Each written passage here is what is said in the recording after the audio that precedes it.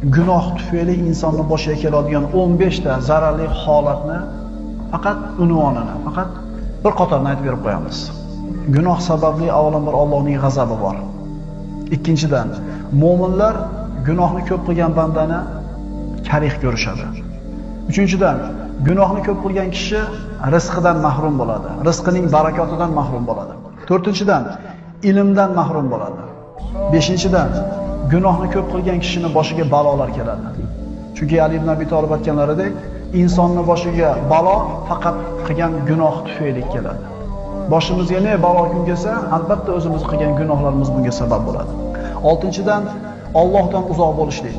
Gunohni ko'p qilgan kishining qalbi qatiydi, qalbi qorayadi. Gunohni ko'p qilgan kishini Alloh taolo o'zidan nari qiladi. Yettinchidan, odamlar orasida yashashiga qaramasdan gunohni ko'p qilgan kishi o'zini yolg'iz his qiladi.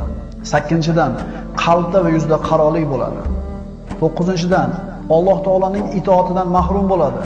Gunohni ko'p qilgan odam ertadan namozni boshlayman, Xudo xolasa deydi, ertamanga borguncha haligi himmati, shashti pasayib qoladi. 10-dan gunohga tortilib turishligi.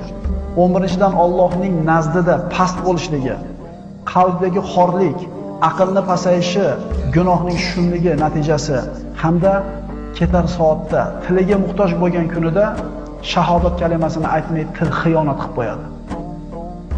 Chunki eng tilimizga muhtoj bo'lgan kunimiz, tilimizdan ikki og'iz so'zni chiqishiga muhtoj bo'lgan kunimiz bu o'lim soati yetgan paytda ashhadu an la ilaha illalloh va ashhadu anna Muhammad rasululloh kalimasini ayta olmay qolishligi bor.